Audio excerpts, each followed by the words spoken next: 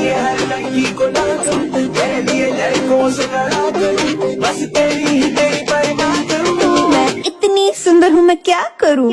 बहुत दिनों से पैरों में तेल नहीं लगाया। So hey guys, what's up? This is Marvel Dude and I'm back with another video. So यारो, मार्वल सिनेमैटिक यूनिवर्स का सबसे पॉपुलर सुपर हीरो एक नॉर्मल ह्यूमन है, और एक नॉर्मल ह्यूमन होने के बावजूद ये सिर्फ अपने इंटेलिजेंस के दम पर कॉमिक्स के अंदर इसने सेलेस्टियल्स को कड़ी टक्कर दी है, साथ ही साथ सेलेस्टियल को हराया भी है, और मूवीज के अंदर इसने हल्क को और थॉर को हरा रखा है, और थैनोस का एक ड्रॉप ऑफ ब्लड गिराने में सक्सेस हो गया था, और साथ ही साथ एट द एंड उसने 6 इन्फिनिटी स्टोन्स को होल्ड करके स्नैप भी किया था।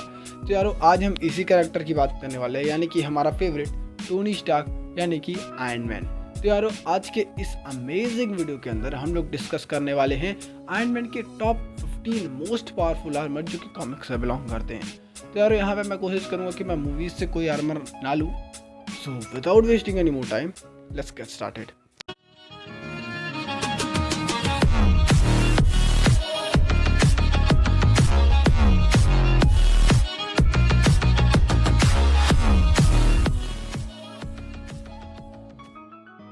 Number 15 mark 1 armour. तो यारो, अब आप लोग थोड़ा बहुत शॉक हो सकते हो क्योंकि मैंने आयरन मैन के इतने सारे पावरफुल आर्मर होने के बावजूद इसको 15 पोजीशन पर क्यों रखा। तो यारो, इसका रीज़न बिल्कुल सिंपल है। कॉमिक्स के अंदर जब टोनी स्टार्क ने इस आर्मर को बनाया था तब इसकी स्ट्रेंथ जो है वो आयरन मैन के नॉर्मल आर्मर्स के मुकाबले काफ़ी ज़्यादा इन्हांस्ड थी। टोनी स्टार्क को इस बारे में पता नहीं था, बट फिर भी ये चीज़ कॉमिक में मेंशन कर दी गई थी। और इस आर्मर के वेपन सिस्टम की बात करें तो ये आर्मर काफ़ी ज़्यादा प्राइमरी एज का था। इसमें सिर्फ एक फ्लेम थ्रोअर लगा हुआ था, और साथ ही साथ ये कुछ ही मीटर्स तक फ्लाइट एबिलिटी रखता था, और इसकी जो सबसे मेन पावर थी वो थी इसकी स्ट्रेंथ। और ये जैसे कि हमें मूवीज़ में दिखाया गया वैसे ये कॉमिक्स में भी दिखता था, सेम टू सेम उसी तरह, और इसका कलर भी सिल्वर था। Number 14 war machine. तो यार, वॉर मशीन ऐसा आर्मर था जो कि टोनी स्टार्क ने खुद के लिए नहीं बनाया था, ये उसने मिलिट्री के लिए बनाया था, और बाद में इसको उसका दोस्त जाके पहनता, यानी कि कर्नल जेम्स रोड्स। तो यार, ये आर्मर की फायरिंग एबिलिटी के बारे में मुझे बताने की ज़रूरत नहीं है, जिसकी एक झलक हम लोगों को Captain America Civil War movie में देखने को मिली थी। तो इस आर्मर को बेसिकली ब्लैक और सिल्वर कलर में पेंट किया गया था, और साथ ही साथ मूवीज़ के अंदर ये आर्मर काफ़ी बल्की था आयरन मैन के नॉर्मल सूट के कंपैरिजन में। और साथ ही साथ इसकी जो मेन वेपन्स थे वो थे इसके repulsors, missiles, shoulder mounted missiles, mini guns, और साथ ही साथ flight ability. Number 13 silver centurion armour. तो यारो, इस आर्मर का नाम आप लोगों ने शायद ही सुना हो। ये आयरन मैन के मोस्ट पावरफुल आर्मर में से था जब इस आर्मर को बनाया गया था, मतलब इसके पीछे आने वाले आर्मर में से ये सबसे ज़्यादा पावरफुल था।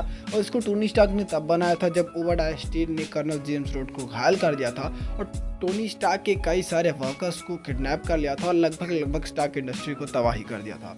और ये आर्मर न सिर्फ रिपल्सर्स के साथ आता था, उस टाइम पे सिर्फ आयरन मैन के आर्मर में रिपल्सर्स लगे हुए होते थे, और इस आर्मर से कॉमिक के अंदर स्टार्टिंग हुई थी यूनिबीम की, और इस आर्मर के अंदर एक यूनिबीम भी थी, साथ ही साथ एक स्टेल्थ मोड जिससे टोनी स्टार्क इनविजिबल हो सका। तो आप समझ सकते हो कि ये आर्मर उस टाइम के लिए कितना ज़्यादा पावरफुल था स्टेल्थ मोड होने के बाद। और साथ ही साथ आयरन मैन ने इस आर्मर को कॉमिक्स के अंदर 3 साल तक यूज़ किया था, जिसके बाद उसने वापस से रेड एंड गोल्ड कलर को चूज़ किया 3 साल बाद। Number 12 stealth armour version 3। तो यारो, जब टोनी स्टार्क ने इससे पहले 2 और वर्जन्स बनाए थे, और इनमें से जो सबसे पहला वाला वर्जन था वो आया था 1981 में आई कॉमिक बुक आयरन मैन के इशू 152 के अंदर। तो यारो, ये जो 3rd वर्जन था ये सबसे सक्सेसफुल वर्जन था। और साथ ही साथ इस आर्मर की फीचर्स की बात करें तो ये आर्मर अपनी क्लोकिंग एबिलिटीज़ के साथ साथ अपने पूरे सरफेस में एक रिफ्लेक्टिव सरफेस रखता था, साथ ही साथ एक होलोग्राफिक साइट भी। और इस आर्मर में नॉन लेथल वेपन्स थे, मतलब इस आर्मर में कोई ऐसा वेपन नहीं था जिससे किसी सामने वाले ओपोनेंट को मारा जा सके, सिर्फ उसे नॉकआउट करने के लिए बना गया था। तो आप ये कह सकते हो कि ये पूरा आर्मर सिर्फ स्टेल्थ के लिए बनाया गया था, ना कि इमेंस पावर के लिए।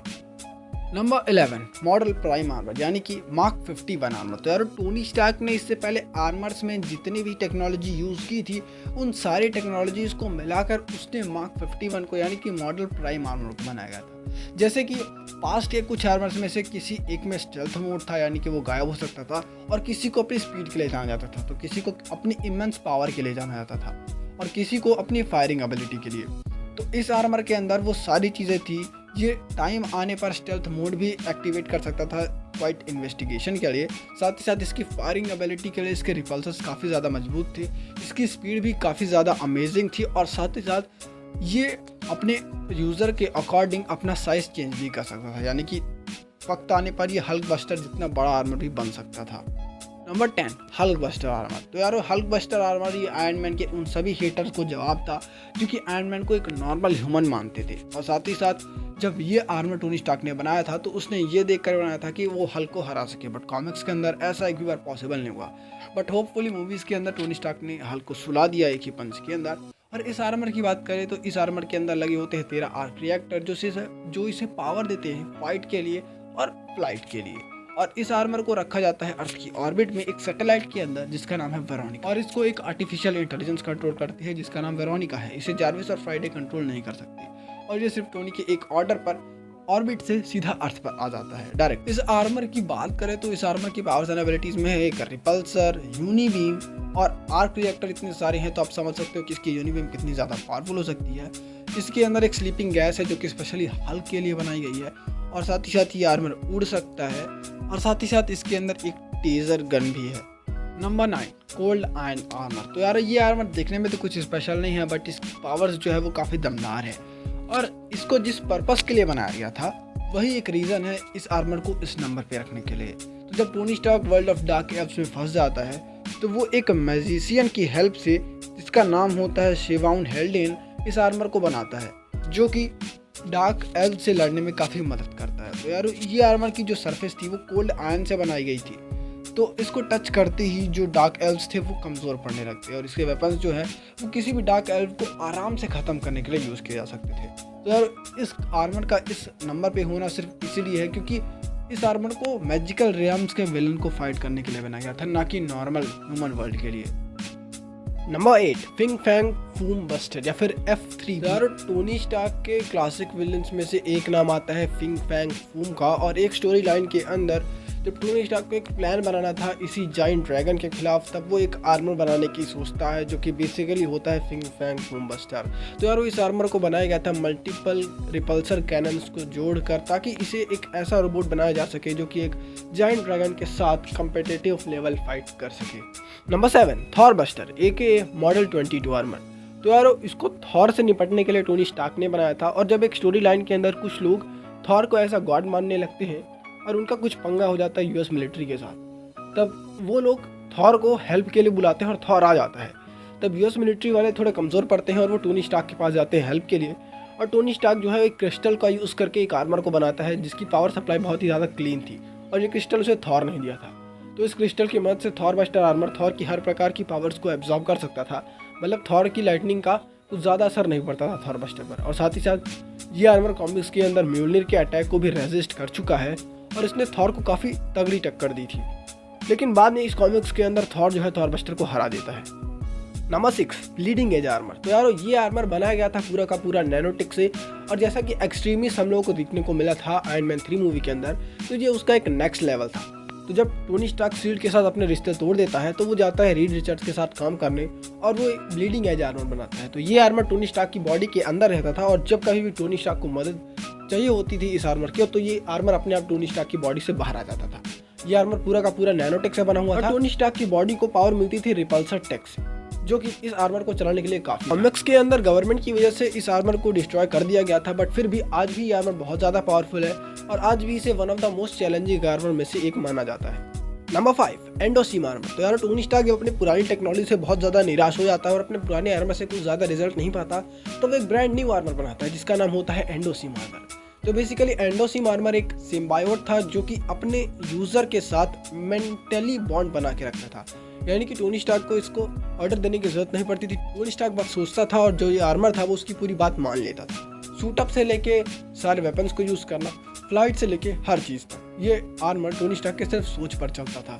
ये अपने यूज़र के अकॉर्डिंग अपना साइज़ चेंज भी कर सकता था, यानी कि वक्त आने पर ये हल्क बस्टर जितना बड़ा आर्मर भी बन सकता था। सीक्रेट वॉर्स टाइमलाइन के दौरान ये आर्मर डिस्ट्रॉय हो गया था, और इस आर्मर को ज़्यादा अच्छे से एक्सप्लेन नहीं किया गया कॉमिक्स के अंदर, बट स्टिल ये आर्मर टोनी स्टार्क के माइंड से कंट्रोल होता था, तो आप सोच सकते हो कि ये आर्मर कितना ज़्यादा पावरफुल था। Number 4 deep space armour. तो यारो टोनी स्टार्क ने मार्वल कॉमिक्स के अंदर जब गार्डियंस ऑफ द गैलेक्सी के साथ काम करना स्टार्ट किया था, और डीप स्पेस ट्रैवलिंग के अंदर इंटरेस्ट दिखाया था ताकि वो जान सके कि बाहरी स्पेस में हो क्या रहा है। तब उसने इस आर्मर को बनाया था जिसका नाम था डीप स्पेस आर्मर। तो यारो इस आर्मर को टोनी स्टार्क हमेशा इनक्रेडिबल सिचुएशंस में एग्जिस्ट करने के लिए यानी कि सरवाइव करने के लिए यूज करता था। इस आर्मर की थ्रस्ट कैपेसिटी इतनी थी कि ये टोनी स्टार्क को कई बार इंटरप्लैनेटरी ट्रैवल करा सकता था, मतलब वो एक प्लैनेट से दूसरे प्लैनेट कई बार तक जा सकता था बिना उसकी पावर खत्म हुए। और साथ ही साथ इस आर्मर के अंदर एक स्पेशल फीचर था जिससे ये स्पेशल कंडीशंस के लिए स्पेशल इक्विपमेंट्स डिजाइन कर सकता है। और इन सब के बावजूद टोनी स्टार्क के पास रिमोटली कंट्रोल था सारे आर्मर्स का इसी आर्मर के अंदर, ताकि वो कहीं भी रहे और वो अर्थ के सारे आर्मर्स को इसी आर्मर के थ्रू कंट्रोल कर सके। Number 3, Iron Lad. तो यार जब टोनी स्टार्क कॉमिक्स के अंदर मर जाता है तो उसकी जगह लेने के लिए फ्यूचर से नथेलियन रिचार्ड्स आता है एक नया आर्मर लेके, जो कि आयरन मैन की तरह दिखता था और इसको आयरन लैड के नाम से जाना जाता था। ये आर्मर इतना हाई टेक था जो कि एवेंजर्स की सिक्योरिटी को कुछ ही सेकंड्स के अंदर हैक कर लेता है। और साथ ही साथ इस आर्मर के अंदर कई सारी यूनिक पावर थी, जैसे कि ये टाइम ट्रैवल भी कर सकता था, जो कि आयरन मैन के प्री एग्जिस्टिंग आर्मर्स की बस की बात नहीं थी। और इस आर्मर को पहनने के बाद ये आर्मर जो है अपने यूजर्स को सुपर स्ट्रेंथ प्रोवाइड कर देता है और साथ ही साथ उसका मेंटल सिचुएशन एनहांस कर देता है। उसका दिमाग कुछ ज़्यादा ही तेज चलने लगता है इस आर्मर को पहनने के बाद। तो जब नथेलियन रिचार्ड्स फ्यूचर से अपनी प्रेजेंट कॉमिक टाइमलाइन में आता है तब वो यंग एवेंजर्स को ज्वाइन कर लेता है और आयरन मैन के कैरेक्टर को प्ले करने लगता है। I mean as an Iron Lad वो आयरन मैन का रोल प्ले करने लगता है यंग एवेंजर्स की टीम में। Number 2, anti celestial AKA god killer armour. तो यार इसके पीछे की स्टोरी बहुत लंबी है, आप लोग बोलोगे तो एक सेपरेट वीडियो बना देता हूँ, फिलहाल शॉर्ट में बताता हूँ। आप ये समझो कॉमिक्स के अंदर बहुत पहले की बात है जब 2 स्पेशीज आपस में फाइट करती रहती है, जिनमें से एक बनाती है गॉड किलर और ये प्रेडिक्ट कर देती है टोनी स्टार्क नाम का बंदा इसे यूज कर पाएगा, और दूसरी वाली स्पेसीज जो रहती है वो उस पूरी स्पेसी को खत्म कर देती है जिन्होंने गॉड किलर को बनाया था और गॉड किलर को ढूंढने में लग जाती है और उन्हें कई साल लग जाते हैं। और इसी बीच टोनी स्टार्क बड़ा हो जाता है और जब वो अर्थ पर अटैक करती है टोनी स्टार्क को मारने के लिए, तब टोनी स्टार्क गॉड किलर को यूज करता है। और जैसे ही वो गॉड किलर को स्टार्ट करता है तो पूरा मार्स प्लैनेट डिस्ट्रॉय हो जाता है, क्योंकि उसे मार्स प्लैनेट के अंदर रखा गया था सिक्योर करके, और टोनी स्टार्क इसे यूज नहीं कर पाता, जिसके बाद वो अपने सारे आर्मर्स का यूज करके गॉड किलर को डिस्ट्रॉय कर देता है। अब यहाँ पे सबसे पहली बात, जो स्पेसिस वालों ने फ्यूचर प्रेडिक्शन किया था कि टोनी स्टार्क इस आर्मर को यूज कर पाएगा, तो क्यों उसने नहीं किया? तो इसके पीछे बहुत बड़ा रीजन है, क्योंकि टोनी स्टार्क हावर्ड स्टार्क का ओरिजिनल बेबी नहीं था, मतलब उसकी असली संतान नहीं थी टोनी स्टार्क, इस वजह से वो नहीं यूज कर पाता। तो इसके पीछे बहुत ही लंबी स्टोरी लाइन है, जैसे मैंने पहले ही बताया था। तो ये आर्मर का नाम जैसा है गॉड किलर या कि एंटी सेलेस्टियल आर्मर, तो ये सेलेस्टियल को मारने के लिए बनाया गया था और इसमें इतनी ज़्यादा पावर थी कि ये सेलेस्टियल्स या फिर डार्क सेलेस्टियल को एकदम से आसानी से निपटा सकता है। तो आप समझ सकते हो कि टोनी स्टार्क इस आर्मर को यूज करने के बाद कितना ज़्यादा पावरफुल जाएगा। बट सबसे बड़ी प्रॉब्लम यही थी कि टोनी स्टार्क इसे एक्सेस नहीं कर पाता। Number 1, the God Buster armour AKA model 63 armour. तो यार टोनी स्टार्क का ये आर्मर सबसे ज़्यादा पावरफुल आर्मर था अर्थ 616 के अंदर, और जब इस आर्मर को टोनी स्टार्क ने तब बनाया था जब वो एक वर्चुअल रियलिटी के अंदर फंस जाता है, और इस आर्मर के पीछे एक बहुत बड़ी कैनन लगी होती थी जो कि बहुत ही ज़्यादा पावरफुल थी। और जब टोनी स्टार्क ने इसे पूरा बना लिया तब उसे पता चला कि उसने कुछ ज़्यादा ही बड़ा और कुछ ज़्यादा ही पावरफुल आर्मर बना लिया है। तो उसने उस वर्चुअल रियलिटी से बाहर आने के तुरंत बाद उस आर्मर को डिस्ट्रॉय कर दिया था। हालांकि टोनी स्टार्क का जो सौतेला भाई था उसने इस आर्मर की डिज़ाइन कॉपी कर ली थी, जिसके बाद इस स्टोरी लाइन के अंदर वो भी ऐसा कुछ आर्मर बनाता है। तो यार अभी मैंने नंबर 1 के टाइम पे बताया था कि अर्थ 616 का सबसे पावरफुल आर्मर यानी कि अर्थ 616 की जो टाइमलाइन है उसमें से सबसे ज़्यादा पावरफुल आर्मर था गॉड बस्टर आर्मर। पर अगर आप अल्टरनेट टाइमलाइंस में देखें तो इनमें से सबसे ज़्यादा पावरफुल आर्मर है ज़ीरेन आर्मर, जो भले ही ओरिजिनल अर्थ से बिलोंग नहीं करता, बट इस आर्मर के अंदर इतनी कैपेबिलिटी थी कि इसने एक सेलेस्टियल को हरा भी दिया था। हाँ, एंटी सेलेस्टियल आर्मर को भी इसी रीजन से बनाया गया था, बट टोनी स्टार्क उसे अच्छे से एक्सेस नहीं कर पा रहा था। बट इस आर्मर ने एक सेलेस्टियल को हरा रखा है, और इस आर्मर की जो मेन पावर है वो है रियलिटी रैपिंग, मतलब वो रियलिटी को अपने मन मुताबिक चेंज कर सकता है। जैसे कि वांडा ने हाउस ऑफ एम के अंदर सिर्फ 3 वर्ड्स बोल के पूरी म्यूटेंट्स को खत्म कर दिया था, वैसे टोनी स्टार्क सिर्फ कुछ ही वर्ड्स से अपने सामने वाले अपोनेंट का वजूद भी मिटा सकता है रियलिटी के अंदर। तो ये एक अल्टरनेट टाइमलाइन से बिलोंग करता था, इसलिए मैंने इसे इस लिस्ट पे नहीं रखा, और मैंने ज़रूरी समझा कि इस आर्मर के बारे में आपको बता दूं, इसलिए मैंने इसे अलग से बता दिया। और इसके बारे में अगर और इन्फॉर्मेशन, इसकी ओरिजिन और इसकी पावर्स एंड एबिलिटीज़ को अच्छे से जानना चाहते हो तो मैंने ऑलरेडी इस पर एक वीडियो बना रखी है, तो ऊपर आपको आई बटन पे मिल जाएगा और कमेंट सेक्शन में भी इसका लिंक मिल जाएगा, तो ज़रूर चेकआउट करना। सो ये थी video top 15 most powerful iron man armour from comics से। तो अगर आपको वीडियो अच्छी लगी हो तो लाइक कर देना और कमेंट करके बताना कि वीडियो कैसी लगी। नेक्स्ट वीडियो का आइडिया भी ड्रॉप कर सकते हो अगर आप चाहते हो तो, और अपने दोस्तों के साथ चैनल को शेयर करना, वीडियोस को शेयर करना। और हाँ, इंस्टाग्राम पे पीछा कर सकते हो @marveldude20। Till then good bye. Join Marvel Dude, be a super hero.